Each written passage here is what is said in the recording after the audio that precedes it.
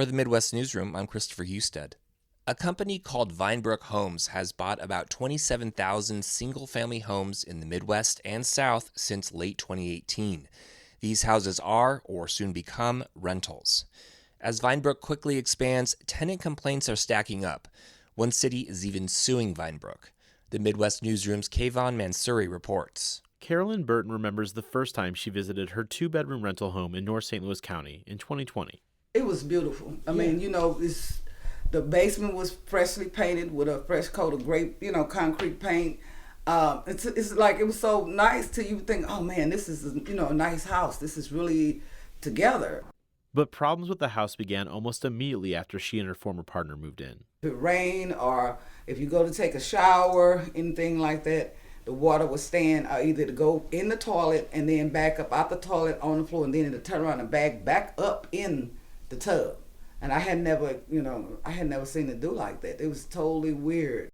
Pipes leaked into the home's basement, coating everything with raw sewage. Conditions continued to worsen. Electrical outlets would hiss and smoke. Vents expelled hot air in the summer and cold air in the winter. Burton says she notified landlord VineBrook Homes for months with no answers or fixes.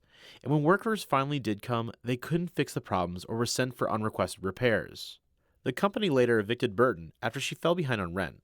She says her monthly rental payment rose with a variety of fees tacked on by VineBrook. I felt totally helpless, just totally drained, just totally scared.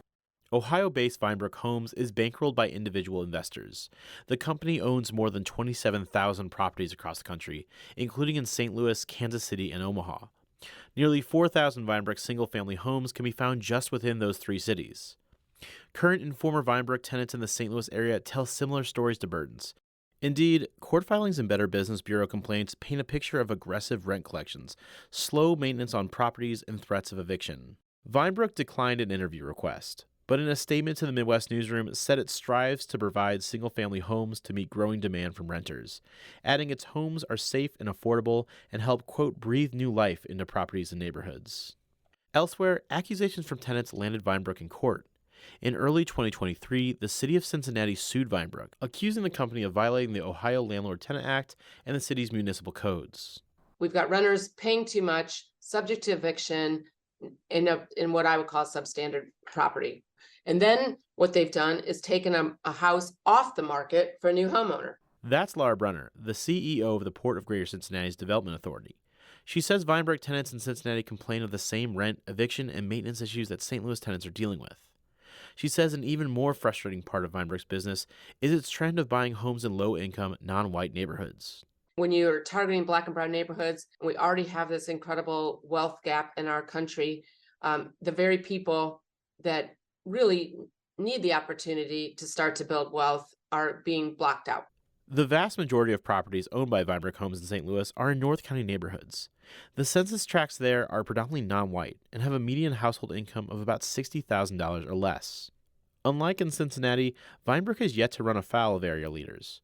A spokesperson for St. Louis County said in an email that complaints about VineBrook were basic or run-of-the-mill in nature and are handled according to its usual practices. However, groups like Legal Services of Eastern Missouri that provide free legal help to low-income tenants facing evictions and rent issues say they've received several complaints from VineBrook tenants. A bigger problem, the group notes, is that VineBrook is one of several out-of-state groups running similar businesses in the region. Former VineBrook tenant Carolyn Burton countersued the company after her eviction, but lost. She says she feels like the legal system protected VineBrook Homes from accountability. They broke the lease with me too. They said, promised me a clean, safe, sanitized place. I did not have that. Burton is just one of many VineBrook tenants the company has taken to court. Since 2019, when VineBrook arrived in St. Louis, the company has filed more than 800 legal actions against its tenants in Missouri. For the Midwest Newsroom, I'm Kavahn Mansouri. Daniel Wheaton provided data analysis for this story. The Midwest Newsroom is an in-depth and investigative journalism collaboration, including KCUR, St. Louis Public Radio, Iowa Public Radio, Nebraska Public Media, and NPR.